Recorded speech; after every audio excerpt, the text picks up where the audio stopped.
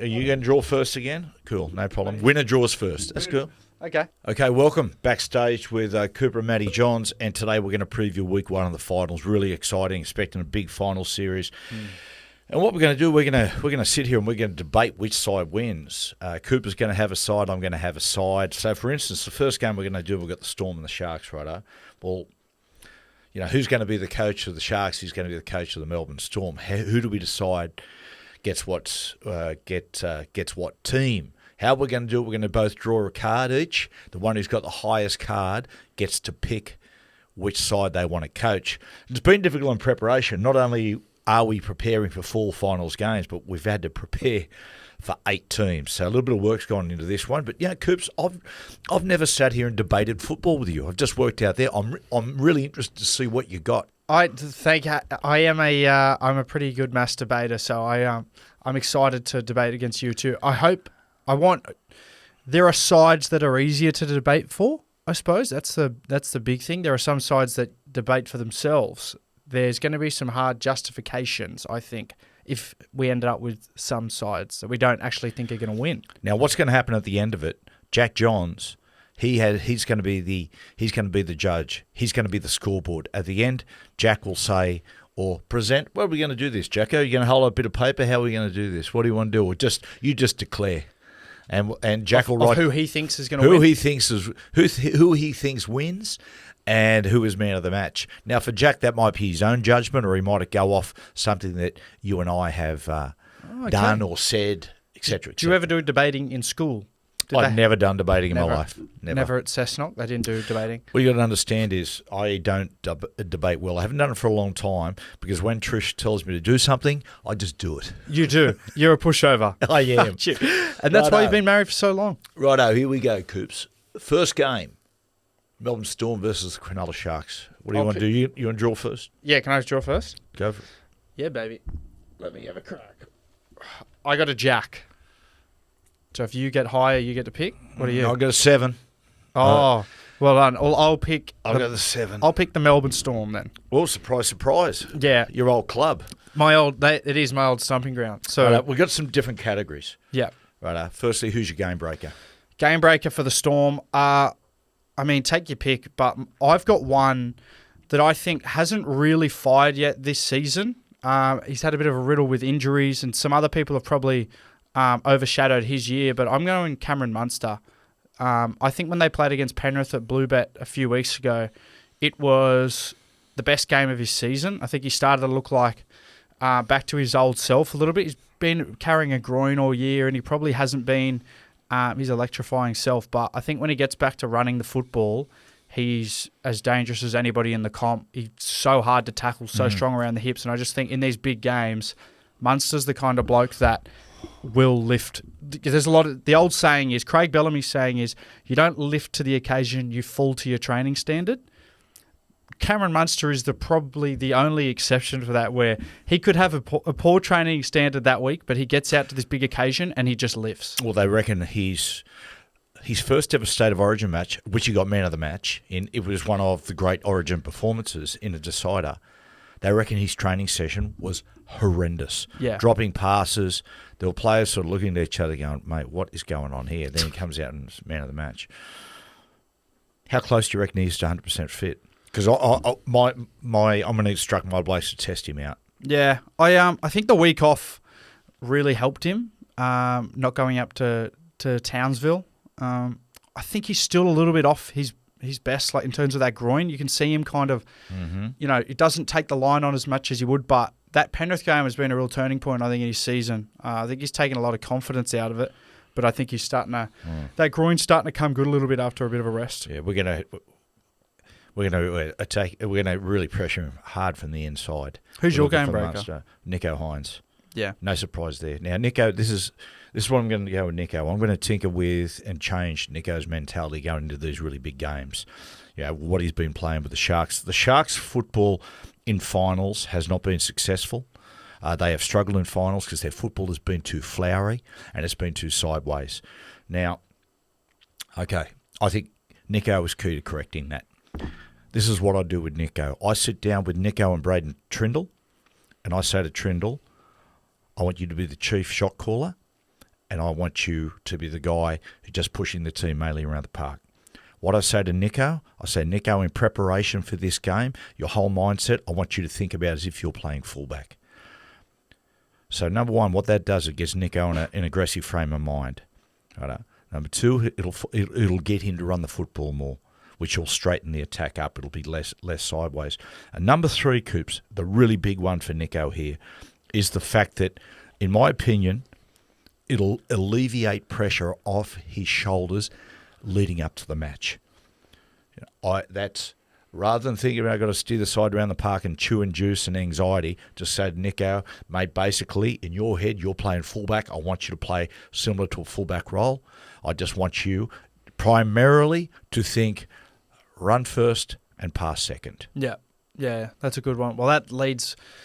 Funny you say Nico, because he's actually the next category. What was it? It was who worries me. Who worries me opposition. About you at your side? Well, I had Nico as well, and I know Nico hasn't. He's come back from injury. He probably hasn't played at 100% this year. He's been good in patches, but I liked what I saw from him in Manly last round. I think, like you said, he probably has gone away from his running game a little bit more. As much as he used to be, where he was sort of transitioning from fullback to halfback, where he still had that, and that's when he was probably at his best. So that's what happens when you stay in the halves for too long, for a long time. The first thing that starts to disappear is your running game. Yeah. When Nico's on and he's running the football, he's flipping, he plays both sides of the field. He's just electric with the football. He's dangerous for any side. It doesn't matter what defensive system you've got. He can sort of strip you any way, whether he runs, whether he puts somebody else through a hole, or he's got his kicking game as well. So he's the one I'm worried about. Harry Grant worries me with you guys. I mean, you can have Jerome, you can have Paps, you can have Munster, a number of players. Harry worries me because in finals games, you do pull in just a little bit, and the yardage game is so important in these big games. That yardage game and who wins the battle of the play the ball is primary. Now, Harry's creativity, his intelligence, his acceleration could cause our big forwards a lot of problems. So this is what we're going to do. We're going to test the patience of the referee. Our markers won't always be perfectly square. We're going to be all over the top of him a little bit. I'm going to instruct our players at times to be willing to give a six again infringements. Yep. Which presents problems in itself, but not as many problems as Harry Grant always taken constantly off quick play the balls. That's because when Harry gets out of dummy half, I say to my players, when Harry gets out of dummy half, he triggers everything. When he jumps out of dummy half, you see Jerome get on the front foot, and that brings Paps into play. That'll bring Munster into play. So we're going to cheat. We're going to test the patience of the referee. Yeah, I like that. Right. I mean, it's you're really setting yourself up for multiple six agains, which you don't want to give against a spine like the Melbourne Storm, because you let them go for too long, they just wear you down. Okay. Right. The next category, right? Where do you see vulnerability in my Sharks? I think after watching a particular game on the weekend, their left edge, Wilton, Trindle, Iro, Mulatalo, defensively, I think they really struggled with Olakawatu last week. And, he scored a try that was way too easy for even Homole. I know Homole is an absolute animal, but it was a really soft try. And I think they're relatively a new edge. Well, you think about, okay, but hang on a second. Homole scored that try through his size and power, not necessarily a bad read. No, but it still counts. You tell me your back row has got the same power as Homole. Eli Katoa, he's a pretty powerful man. Have you ever tried to tackle Eli Katoa? I haven't tried to tackle any player in the competition right now. Yeah. Well, he's Ellie's very strong, and I think that right edge their left edge not working together is one thing, but then coming up against I think the best right edge in the comp at the moment, Jerome Hughes, Eli Katoa, Nick Meaney, and Will Warbrick. I think they're the most in-form edge in the NRL currently, particularly with Jerome Hughes, just his form. And if I'm playing against the Sharks, I'd bang the middle a couple times, set up on Nico, use the far left back rower trying to get a quick play of the ball on Nico's edge, and then bring in the whole spine across on the far side and trying to attack that left edge. I see vulnerability in your back row. Not that they're terrific players and they've had terrific. Eli Katoa and Sean Bloor. Last year, now, where do I see vulnerability? Not through a lack of ability. It's in these really big games. I thought last year Eli Katoa was very, very good, but he lacked experience in big finals matches. And when he got there, he came up with a few vital errors. This is Sean Bloor's first finals match coming up. Yeah. So they're the two players I'm going to attack. I'm going to get my players, I'm going to get my ball players, and my edge back rowers to play really fast, tight shapes in and around either back row and either edge. And the other thing about it too is going to test their ability to recognise the shape. It's also going to test their ability to communicate with the inside and outside men, because I've seen you blokes quite a bit, Melbourne. You are susceptible to being stripped short of numbers. Yeah. So that's how I'm going to play. Ask you one question. Last time these two played this year, there was no Nico. They had a lot of injuries, the Sharks. They ended up winning. Dan Atkinson was in the half. He was the hero at the end of the night. But they played with him and McGuinness at half, and they basically threw no shape. They just sort of were one out, just getting ruck speed through the middle. They scored sort of not lucky tries, but very simple tries off the back of not great shape, just sort of hard work. Do you see them playing like that again this week, given that was the blueprint that they beat them last time, or are they going to go to their usual long shifts? It leads into the last question we pose to either of us. How are you going to play? I just told you how I was going to play. Bang the far half and then come back at that left edge. That's where I think that's what... What's your plan B? What's your plan B if we start to recognise the sequences that are coming your way? Well, I didn't know we need to have multiple different plans. I'm just posing a question to you. You've set your team out there with a game plan, but what happens into the game, 20, 30 minutes into the game, Munster and Hughesy recognise that I'm starting. We're reading this. We're picking it up. Come on, what are you going to do? I'd think that the plan B would be using some of the big forwards, Nelson, Kamikamitha, on 1-on-1 with Brayley, who's not a renowned defender in the middle, is a good spot that they'll be looking at. Gee, that Brails? Huh? No, okay. Not out of his own back, just sheer size on those guys, and I think you'll see Harry Grant, that open up the game off for Harry Grant through the middle. So I think that's probably the other backup plan. Earlier this year, as you said, Melbourne Storm were defeated by the Cronulla Sharks in Melbourne. Yeah. And as you touched on it before, there was no Nico Hines, there was no Braden Trindle. It was Dan Atkinson, and the hooker, Blake Brayley, played halfback. I remember watching this game going, what are they going to do? It ended up being a huge upset, right? Now, what happened was without Trindle and Nico, the Sharks, I apologise, were forced to simplify their football and do less. Now, as a result, their power game just took over. They penetrated the Storm with just direct power running. They played less flowery, which meant less errors, which meant they had more energy to defend the Melbourne Storm spine. Now, this is crucial. This is crucial for my team. I need the outside backs of Mulatalo, Katoa, Jesse Ramian, and so on. I need those guys to dominate yardage for me. I need them to almost be taking the whole yardage set when we're coming out of trouble, because I need my big forwards. I need them to have gas in the tank for when the Melbourne Storm spines start to attack us. Now, here's the thing. I don't want when we get on the attack, I don't want unnecessary sideways ball movement. The Sharks, we start to get into this algorithm of always going sideline, sideways. We're going to bend the line back, and if something happens and we start to do a long-side shift to the football, what I need my halves and my back rowers, like Nakora is a perfect example, and Wilton over the other side, to look for short passes.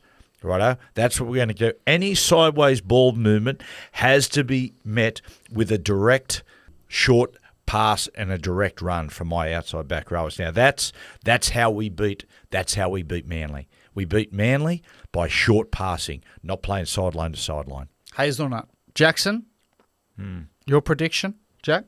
Melbourne, Cooper. Melbourne Storm, man of the match, have you got one? You've heard it there first. Melbourne Storm win with Jerome Hughes. Is that a win? So was that my masturbate winning? That's you win. You Okay. win. You won round one. Okay. What's the next game? The next game we're going to do, let's go Cowboys Knights, okay? Are you going to draw first again? Cool, no problem. Winner draws first. That's cool. Okay. I have a Jack again. Jack of Hearts.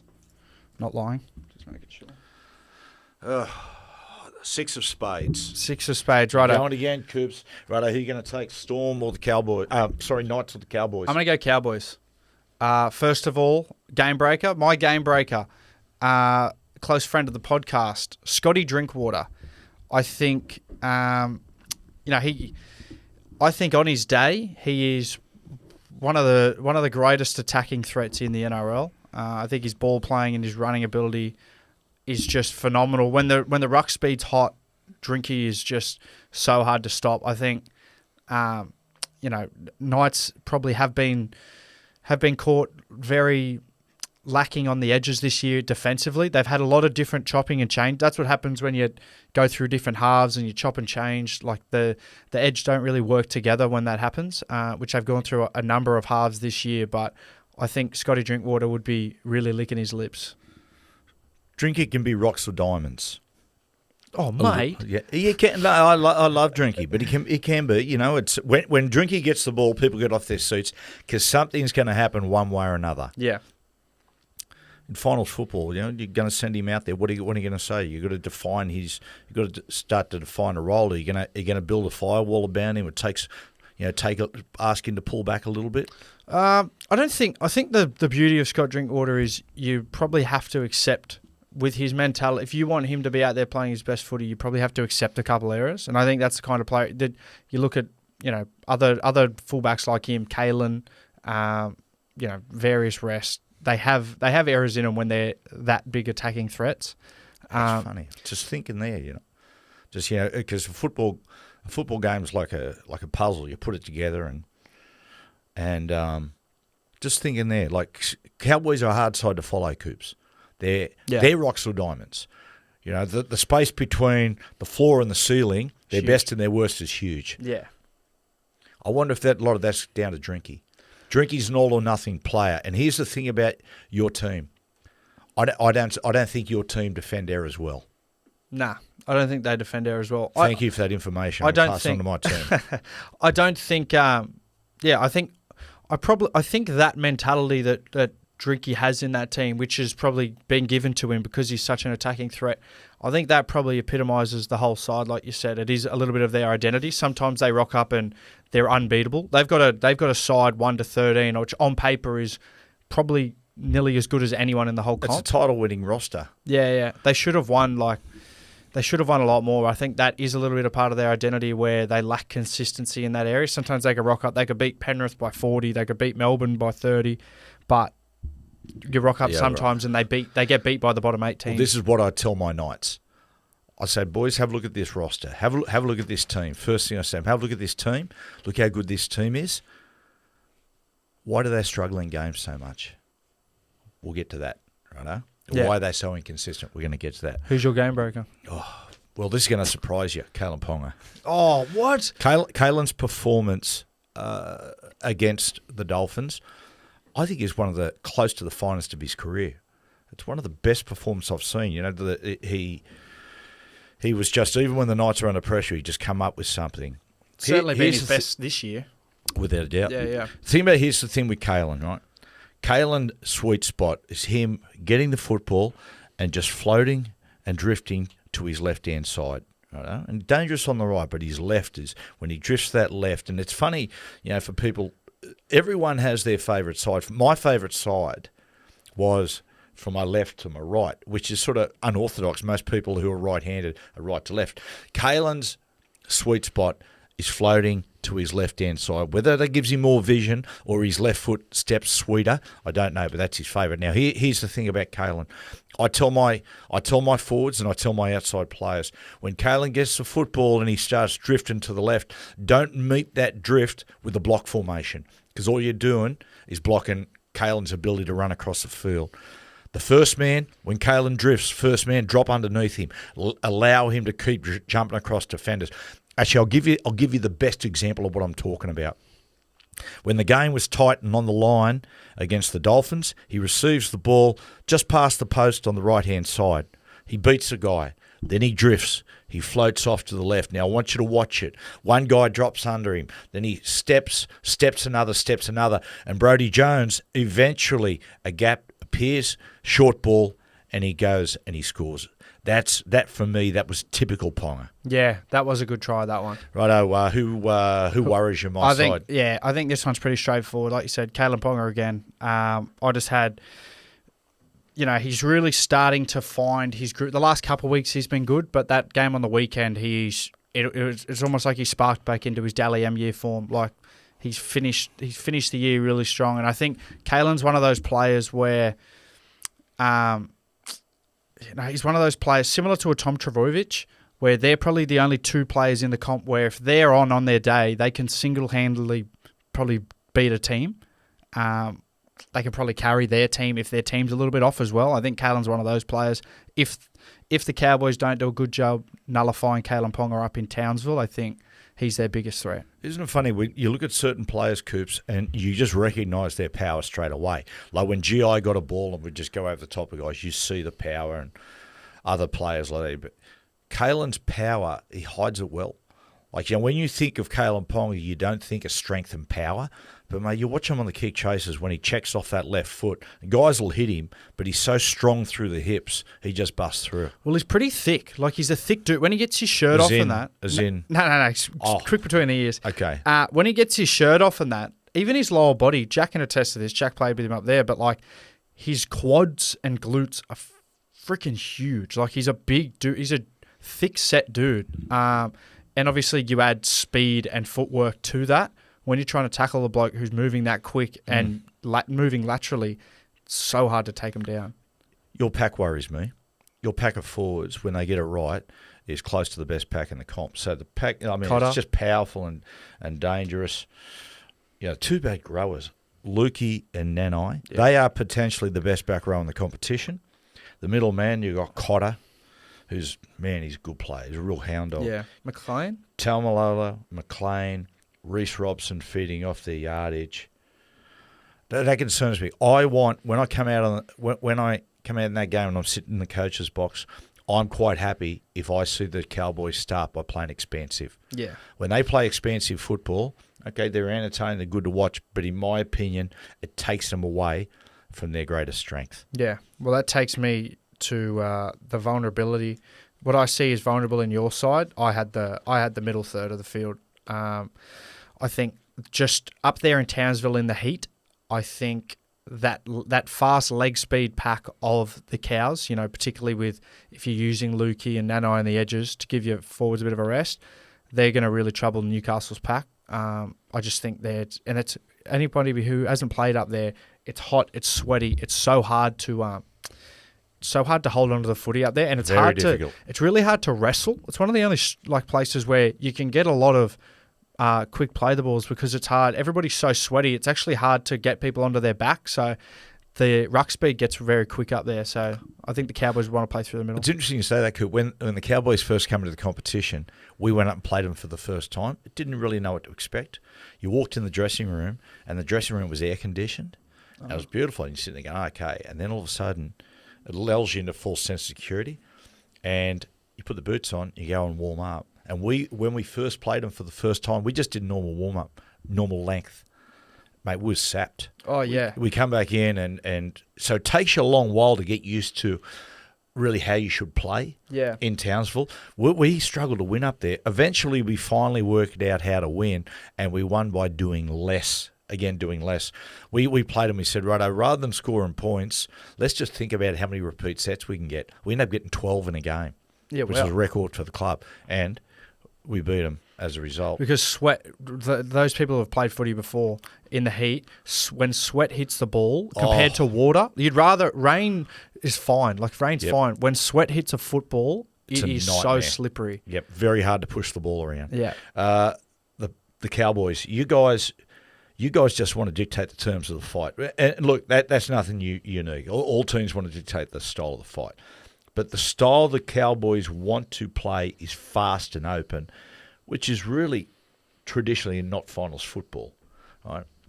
The Cowboys are vulnerable to a grafting, gritty game of football, a typical finals game, a low-scoring, tough, physical game. The Cowboys, in the last 2 years, that has been their kryptonite. That's the vulnerability I see with you guys. Yeah. If you go crazy, then we used to call me Superman. Sorry, that's all I was thinking about. Last category, how are we going to play? How are you going to play? How are you going to beat us? Sort of just touched on it then.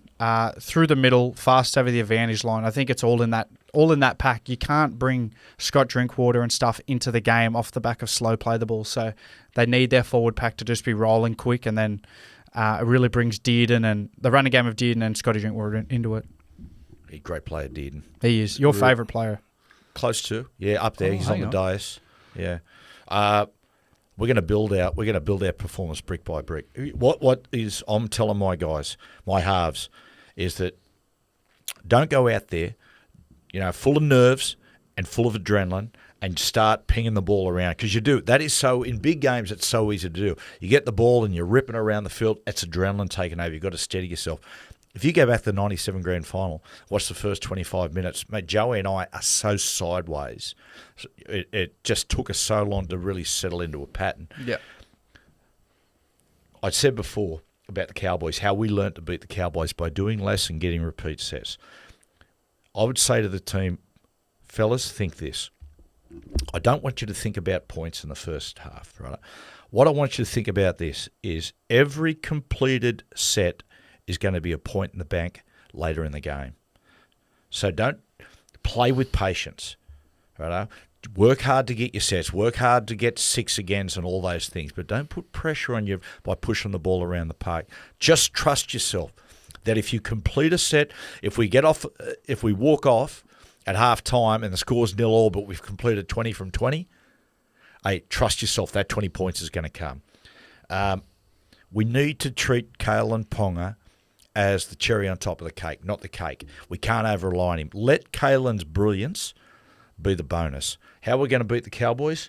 We're going to play simple. We're going to have a mistake-free attack. We're going to have a high-energy defence, and we're going to put in the right kicks at the right time. And if we do that, I've got no doubt we win. Well, Novocastrians. Jack, prediction and man of the match. Go. Fletcher Sharp and the Knight. Fletcher Sharp on a wing. God, I like him. He's a good player. He's going to be some sort of player. It's going to be interesting with the Knights, because they tell me his best spot's fullback. Interesting what they do going forward. I wonder if that's eventually forces KP like Lockyer did into six. Yeah. I tell you, it's interesting. When you see really athletic guys, like guys who are natural athletes, they have slightly bandy legs.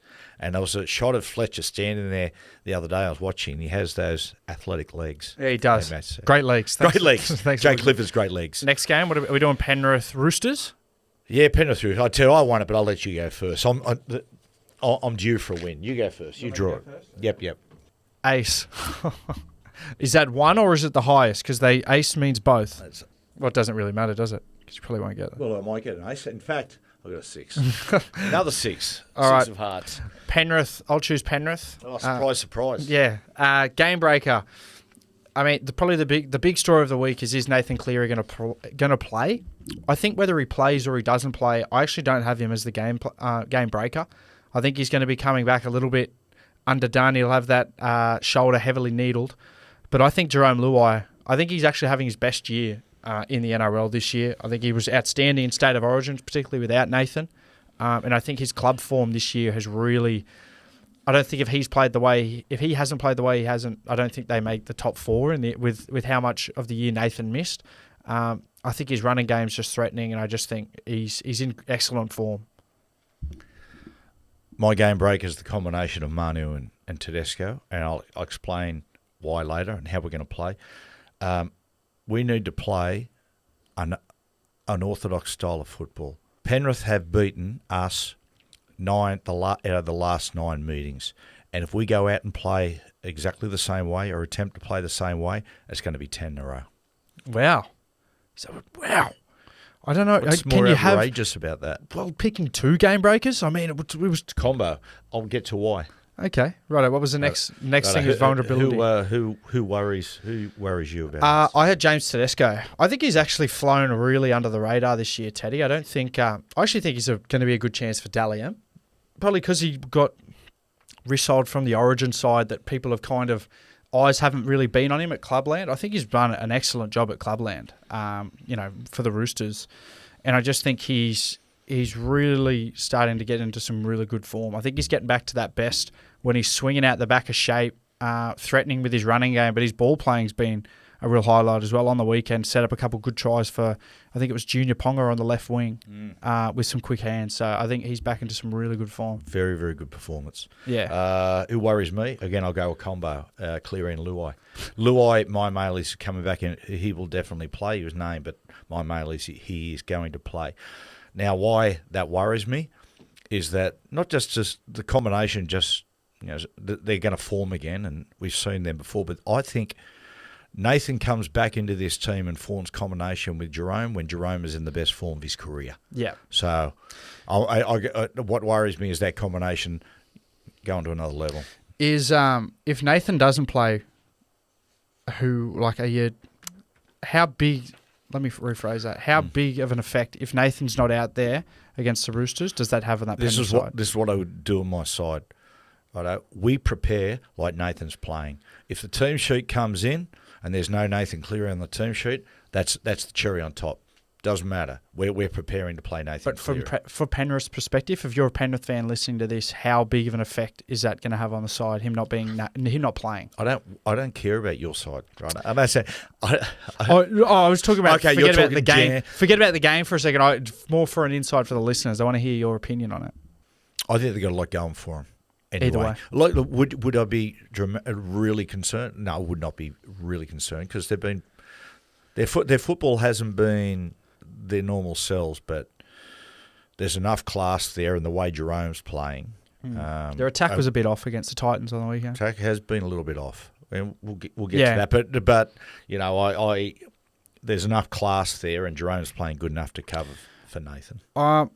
Vulnerability in the Roosters side that I see. I think it's in the spine, particularly the halves combination at the moment. I think they played really well against South, but South have been a shell of themselves this year. I think some of the tries they scored, they wouldn't score against a Penrith defence. I think Sander did a good job in that game, but I just think not having Sam Walker there, and it took so long to get the combination and the balance right in that spine of Brandon, Keary, Walker and Tedesco. Losing Brandon and Walker, which has taken so long to gel, I think that's where you probably beat them, particularly the combination in the halves. That's where they're vulnerable. Like if you go after them in their kicking game with lots of kick pressure and just lots of making them make a heap of tackles, I think that's where we'll probably see vulnerability in the Roosters. Look, the obvious vulnerability from my angle and people look at it is Nathan's shoulder. Right? But the thing about it is you can be too... If you focus too much on Nathan's shoulder, right, you're going to tie yourself in knots. If you get there and you go, right, all we're going to do, our whole game plan and all our attacking sequences is about going at Nathan all the time, you will tie yourself in knots. You've always got to understand, if you've got a player, an opposition player in the team that you want to target, if you win the battle of the battle of the play of the ball and the battle of the yardage, you're going to find them anyway. Yeah. Right? You just go about the football you need to play. Penrith aren't playing with the same energy as they have in previous campaigns, successful campaigns. They have played a lot of very, very tough football for a long time, and I can just start to see that, the toll it's taken on their middlemen. That's where I see some vulnerability. Funny you say that. 2018 Grand Final when Cooper Cronk had his broken scapula, and he needled it up and played anyway. There was a lot of rumours he was going to play or not. Melbourne, our game plan that week was obviously... A bloke's out there with a broken scapula and he's their key half. You go at him and make him try to get ruck speed through him, make some line breaks, hopefully through that shoulder. But Cooper was really smart with hiding himself in defence, put himself on the wing a couple of times, made himself really hard to get to in defence. And what we found with our attack upon reviewing the game was because we couldn't get to him at different times, it probably slowly it rattled us a little bit in the sense where we still tried to get the attack and ruck speed there, but he wasn't oftentimes in the position we wanted him to get to. So our attack and we found ourselves going real sideways just to try to get to Cooper Cronk. That's exactly what I'm talking about. Yeah. If you go into a game and you go, that guy, that's what we're going to like. You're actually taking away very often from your own strengths and how you should be playing. If I'm Penrith this week, I'm playing. They do it anyway. They use their back row as a hell of a lot on drop-offs for ruck speed. I think this week to go to the next level, you'd want the two Roosters halves, Keary and Sandon Smith, to be making 25 tackles plus each. I think you get a lot of ruck speed around there. And then when you target halves, I know I've heard Joey talk about it plenty of times. When you put pressure on halves, the lack of trust it creates, but from the back rower on the inside and the centre on the outside, you get them trying to protect their halves a lot more. So I think that's where you'll find a lot of joy on the edges if you're Penrith. I'm putting Manu into 6. I've said this the last couple of weeks. Hence why I said at the top that we're going to play unorthodox and we're going to play different. We're going to go for a different formula for a different result. Manu to 6, Tupanua to left centre. I get Keary to run the whole field. I either have Sandon Smith or Docker Clay starting at 9, and I still bring Connor Watson off the bench. I don't need Connor out there, emptying his petrol tank and busting a gut in the softening up period. I bring him on after 25 minutes and just let him go. Do you think they will do that? That wouldn't surprise me. Yeah. I don't know. That wouldn't surprise me. Our attack is geared toward attacking Penrith's big middlemen with Teddy and Joey Manu. That's why I put Manu. When I said the vulnerability is through the middle and the energy in the middle of the field, that's why I put Manu into 6. And this does a few things, Cooper. It does a Penrith on Penrith. It fatigues key yardage and just breaks them down. They become less effective in yardage. It does a Penrith on Penrith in the fact that Penrith, as you said before, the drop offs left and right, doing a toll. Well, I say to my blokes, mate, we just keep attacking the big blokes in the middle of the field. Play really simple, just keep attacking them. The more they miss, the tighter they get. Now, if Penrith can press their defence, of course, you shift the ball and you take the metres. But what we do is we come back towards the post, with bodies in motion, looking for short passes in there on James Fisher-Harris and Leota. Now, if you can do that right, if you can get the engine that drives the Penrith ship are those big middlemen going forward. So if you can make them really work hard, and on top of that, you can target Nathan as far as target his kicking and pressure him. You can really, really do a number on Penrith as far as their yardage is concerned, as far as their ability to win that. The other thing is you got to kick well, right? You got to kick long, and you need to have a hell of a kick chase. If you can do that and trap them down there, again, it all compounds. What starts to happen is Leota and Fisher-Harris and the other forwards have got to travel a long way back to get behind the ball. Correct. So it's just like we said, it's the jigsaw puzzle. It's bit by bit by bit that starts to fatigue Penrith. For the Roosters, we're going to play the long game. But again, we're going to play unorthodox, and we're going to put Manu into 6. Jack Johns, final prediction. Roosters, Penrith, who have you got? Penrith, and man of the match is going to be Jerome Luai. Wow, there he is. Imagine if Jack gets everything right this round. The Oracle. The golden touch. Righto, Coops. Somebody go first again? Why not? I'm due. You are due. 5. 5 of spade. What was it? 3 of spades. 3 of spades. Wow. God hates me. If Jack's the Oracle... Trish is right. God hates me. If Jack's the Oracle, you are the arsehole. Yeah. Thanks, dear. Last game, Manly Bulldogs. I'm going to pick Manly. Buzz, game breaker for me. Have a guess who it's going to be. Tommy Turbo. Tom Trbojevic. He's coming back into the side. Coming off the back of a bad AC joint injury. One of the injuries where you can play through it. They hurt. They do hurt a lot. Tommy's a pretty tough guy. He'll needle it up pretty heavily, I'd imagine. But he's just how he's been playing, particularly since he's come back from injury. Started at centre, had a shaky game, but then as soon as they put him back to fullback, Big M, he's just been back into that Dally M form that he won that year. I mean, there's actually rumours going around that he's a good chance of getting the Dally M medal. People have calculated it. If he does, it'll be a phenomenon. I think maybe missing that last game through injury could hurt him, but he's just, when he's on, just like we said about Kalen Ponga before, he's just one of the. Him and Kalen are probably the only two players in the comp that strike to mind when they do it. They are so important to their side, and they can literally lift their team to a win. I'm curious, how bad do you reckon the shoulder is? Manly been very quiet on it. Well, I seen him the day after he did it. We went out and watched Brad Parker's retirement game for Blacktown.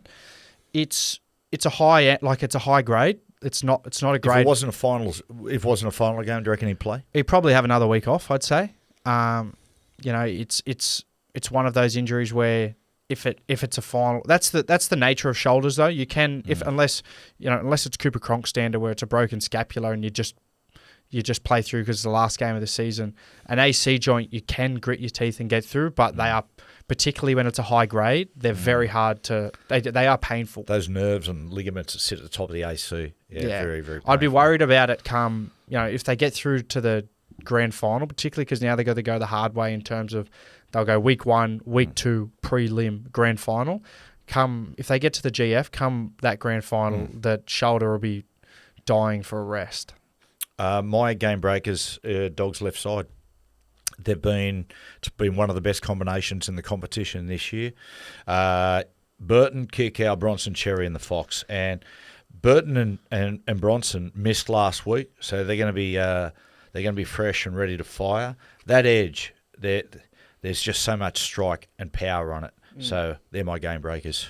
My game, who I find dangerous in your side, that's the next category. I actually had a little undercover one, Connor Tracy. I really like Connor Tracy as a player. He's the mould of Dylan Edwards. His kick returns, he's extremely strong, but his push and fitness, he's just such a fit dude, and he's always pushing and asking questions. I think it's easily been his best year in the NRL this year. He was always one of those players at the Sharks who you were going, why isn't he getting a go? Like, they obviously had a lot of depth in the outside backs, and he wasn't nailed down in one position. But I think he's been nearly one of their best all year, Connor Tracy, and he's someone who's very dangerous, particularly in finals games when you need your fit and consistent players playing well. Yeah, it's been a while for Connor to really find his spot. South Sydney had big raps on him. They had him in the halves. Just didn't suit him. He kept getting hurt too. He's got no breaks. You know what I mean? It's very similar to Connor Watson. Yeah. Where Connor was in the halves, but he's found his spot somewhere else.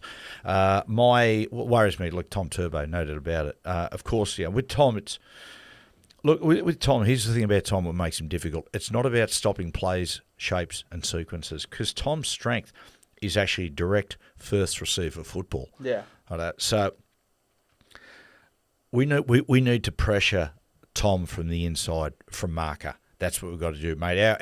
Our markers need to actually fade a little bit, stand back a little bit from the play the ball to actually give them the angle to be able to get from the inside of Tom. And here's the thing with Tom.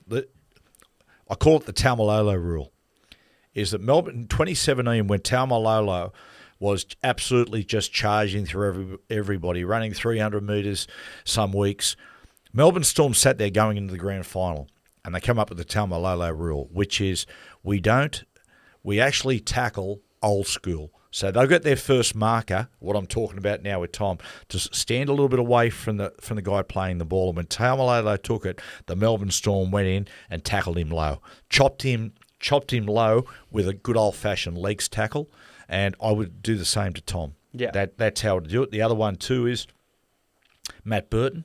I'd say to Birdo, hey, listen, mate, we've got to back ourselves here. I don't want you to kick those over and over, kicks, those traditional ones, mate. If we're anywhere near the halfway, brother, you just hit some of those satanic torpy bombs. Because what I want Tom catching the ball on his heels as opposed to taking the ball aggressively and getting back at us. So that's what I do.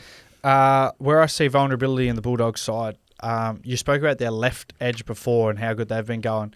I've got Bulldogs right edge, particularly defensively. I think on the weekend against Cowboys, Murray Tuilagi scored 2 or 3. Valentine Holmes scored 1. It was one of their poorer defensive displays after a year that they've actually had I think they were nearly one of the best defensive teams in the comp on paper. But I think they got a bit loose on the weekend. I think that right edge was, they leaked a lot of points there, and Manly's left edge has been firing really well. Brooksy's been playing extremely well out in that left side. Tommy Turbo loves attacking that side as well out the back of shape. And then you've got Talau and Lehigh Hopewadi who have been in phenomenal form out on that left side. So I just think that's where they'll want to attack. I like that. I really like the fact you're going to go that side for me. That encourages me because my chief defender out there who communicates and makes the calls, Stephen Crichton. Crichton won't make the same mistakes again. Crichton had last week off, and I think going into that game or playing that game against the Cowboys, I think he'll go back, Critter, have a look at the tape, address what went wrong, and fix it. You'd hope so. Goodness. Manly's vulnerability is their strength. You know what it is? Forward pack? Size. This game presents a classic mismatch. Dogs, smaller forwards, high-skilled, light footwork and speed. Manly's size and power. Now, we're going to make this a game which suits our style. Because remember Manly, a couple of weeks ago, Manly played the Dogs and beat them quite well. The reason they beat them was Manly were able to dictate the terms of the fight. And, blokes like Homole, they were too big through the middle with the Dogs. And everyone's saying, the Dogs don't have the pack of forwards to win this competition. It's not that. They just need to dictate the style. That's what they need to do. If they can dictate the style of the fight, the mismatch will work for them this time. If you were a halfback in that Dog side, would you throw the footy around a lot and try to make meters on the edges and make that pack move a lot and go back rather than trying to take them on front on through the middle, or would you? Possibly. We'd look at a game plan of possibly playing the game in reverse, which is, push the ball to the edges, loosen the middle of Manly, then go at them with short passing. Yeah. But I don't want to give too much away. Well, if you're not how are you going to play us? I'd say through the middle. Taniela Paseka through that middle, pushing with, your Nathan Browns and Matty Lodge, who was really good on the weekend. I think that size, like you said, in and around, particularly in and around Reed Marnie, trying to get one-on-ones through that middle is where you'd break down the Bulldogs. I think, like you said, their biggest strength is their size and their pack when they're on, but I think the trouble for a lot of Manly fans has been, and that's probably been the identity of them the last few years, is getting them consistently on every week. Sometimes, they roll any forward pack and then the next week they can, sort of show a lack of energy. Yeah. I think they did that on the weekend against the Sharks as well. Like they were good in patches, but then there was a real lack of energy across the board of that pack. From the first set, remember we were sitting together? Yeah. In the first set, and I've got a big note myself here. First set, I said to you, Sharks going to win this. Yeah. You just saw that Sharks kicked downfield in the first set. Manly forwards took 3 or 4 plays to get back. So I went, energy's not there today. It is. And when I was at Manly, it was always something that the club, the whole team pride themselves on, particularly when you're at home, is high energy and you play for that crowd. They really lacked that on the weekend. So I don't want to say they're going to show up and do that, but I think the only way they beat Dogs is if that pack's on. There's no way that they're going to show up and just get by Turbo on his own. Turbo is that player, like I said, but he still needs the pack to do their job for him to do his. It's got to be the cherry on top, like Kalen. Bronson cherry on top. We're going to play a game that's going to burn you guys out of gas. That's how we're going to dictate the terms of the fight. We're going to play fast, and we're going to keep the ball in play to fatigue Manly's big man in the middle. Now, an example of that, we're coming out of yardage and we get a penalty, mate. No committee meetings, mate. As soon as the penalty goes our way, Birdo, get the ball and just knock it downfield and keep going 100 miles an hour. Let's avoid putting the ball into touch. Right, we're going to burn them out of gas in yardage. I want Connor Tracy, Bronson Cherry, Fox, Crichton, and Jacob Kraz. I want them dominating the sets, and I'll tell you why. Manly, your pack of forwards derive confidence from winning collision. Remember last year when you played the Melbourne Storm at home? Storm were going great. One of the first sets of 6, Justin Olam takes the ball up. Josh Alaa just wipes him out. I'm looking at you blokes, everyone elevates. I'm going to deny you that. I'm going to make these smaller guys, I'm going to make you miss, and I'm not going to allow you blokes to derive confidence from collision. What happens then, right, is nothing fatigues a big guy like missing a little guy, right? And that's what we're going to do. We're going to tic-tac-toe through the middle of the field. We're going to put huge pressure on your big men. In attack, right? Now, what happens? What's the next step from here till we beat you?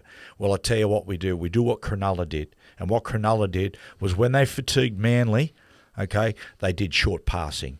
Right? Even on wide movements, they'd finish with a short pass. And Nickera and those guys were just going straight through holes. We're gonna play a fast tempo game. We're gonna make you guys miss. We're gonna complete high, and then we're gonna short pass through the middle of the field. And we're gonna see if Paseka and Hamole and Josh Allier and those other guys have got the energy to shut the gaps. That's gonna be a test. That's how we're gonna beat you. That's what we're gonna do. Well, I love it. I love it when you get on a tangent. Jack Johns, who do you think? Final prediction: Manly versus Bulldogs, and who's your man of the match? Stephen Crichton, big win. If you didn't hear that, he said Stephen Crichton and the Bulldogs. Wow, bit of fun for you, Matthew. And we're 2-2.